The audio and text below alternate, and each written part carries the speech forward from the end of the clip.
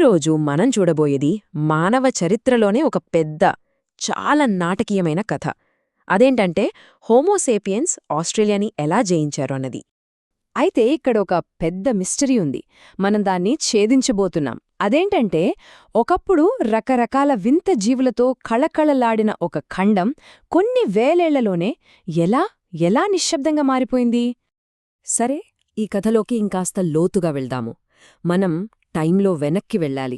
లక్షల సంవత్సరాలుగా మిగతా ప్రపంచంతో సంబంధం లేకుండా పూర్తిగా వేరుపడి ఒక కొత్త ప్రత్యేకమైన ప్రపంచం రూపుదిద్దుకుంటున్న ఆ కాలానికి వెళ్దాం. సరే, మన కథలో మొదటి భాగానికి వచ్చేశాం. ఒకప్పుడు ఆస్ట్రేలియాలో ఏమాత్రం భయం లేకుండా స్వేచ్ఛగా తిరిగిన ఆ వింతైన, అద్భుతమైన జీవుల ప్రపంచంలోకి ఓసారి తొంగిచూద్దాం. ఈ జీవుల్లో ఉన్న అసలు ఆశ్చర్యమేంటో తెలుసా? ఇవి ప్రపంచంలో మరే ఖండంలోనూ కనిపించవు. ఎందుకంటే అవి ఆస్ట్రేలియాలోనే, దానికి మాత్రమే ప్రత్యేకంగా లక్షల సంవత్సరాల పాటు ఒంటరిగా పరిణామం చెందాయి. అంటే ఆలోచించండి, 2.5 టన్నుల బరువుండే వోంబాట్, ఒక పులి సైజులో ఉండే మార్సుపియల్ సింహం, అప్పట్లో అదే ఆ ఖండంలో అతిపెద్ద మాంసాహారి. అబ్బో, అది పూర్తిగా వేరే ప్రపంచం.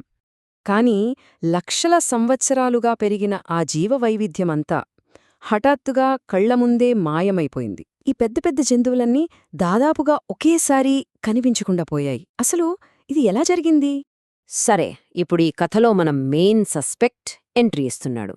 అదే హోమోసేపియన్స్. వాళ్ళు చేసిన ఒక సాహసయాత్ర, సముద్రయానం గురించి చూద్దాం. ఎందుకంటే ఆ ఒక్క ప్రయాణం ప్రపంచ గతిని మార్చేసింది. కాగ్నిటివ్ విప్లవం అంటే అభిజ్ఞా విప్లవం తర్వాత మనుషుల సామర్థ్యాలు అమాంతం పెరిగిపోయాయి. అప్పటిదాకా మనుషులు ఆఫ్రో ఏషియా దాటి వెళ్లలేకపోయారు. సముద్రాలు వాళ్లకి పెద్ద అడ్డంకి.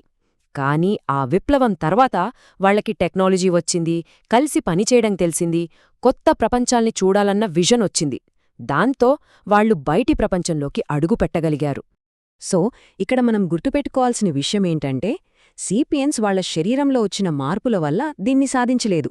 కాదు, వాళ్ల తెలివితేటలతో, కొత్త ఆవిష్కరణలతో దీన్ని సాధించారు. పడవలు కట్టడం నేర్చుకున్నారు, సముద్రంలో వాటిని ఎలా నడపాలో తెలుసుకున్నారు, తరతరాలుగా ఉంటున్న తమ సొంత నేలని వదిలిపెట్టి ఏముందో కూడా తెలియని ఒక కొత్త ప్రపంచంలోకి అడుగుపెట్టారు. ఈ ప్రయాణాన్ని మనం అస్సలు తక్కువ అంచనా వేయకూడదు. ఎందుకంటే చరిత్రలో మనుషులు ఆఫ్రో ఏషియా పర్యావరణాన్ని దాటి బయటికి రావటం ఇదే మొదటిసారి. అంటే ఇది కేవలం ఒక జర్నీ కాదు, ఇదొక కొత్త శకానికి ఆరంభం. సరే, ఇప్పుడు ఈ ఆక్రమణదారుల రాకని మనం ముందు మాట్లాడుకున్న ఆ పర్యావరణ మిస్టరీతో కలుపుదాం. వాళ్ళు ఆస్ట్రేలియాలో అడుగు పెట్టడం వల్ల అక్కడ ఎలాంటి మార్పులు జరిగాయో చూద్దాం రండి. చూడండి, అంతకుముందు మనుషులు ఎక్కడికి వెళ్లినా అక్కడే వాతావరణానికి వాళ్లు అలవాటుపడ్డారు. కానీ ఆస్ట్రేలియాలో కథ రివర్స్ అయింది. ఇక్కడ హోమోసేపియన్స్ ఆ పర్యావరణాన్నే మార్చేశారు. వాళ్లు అడుగుపెట్టాక ఆస్ట్రేలియా స్వరూపమే మారిపోయింది, శాశ్వతంగా. ఫలితం ఏమైందో తెలిస్తే షాక్ అవుతారు. ఆస్ట్రేలియాలో 50 కేజీల కన్నా ఎక్కువ బరువున్న జంతువులు, మొత్తం 24 జాతులుండేవి.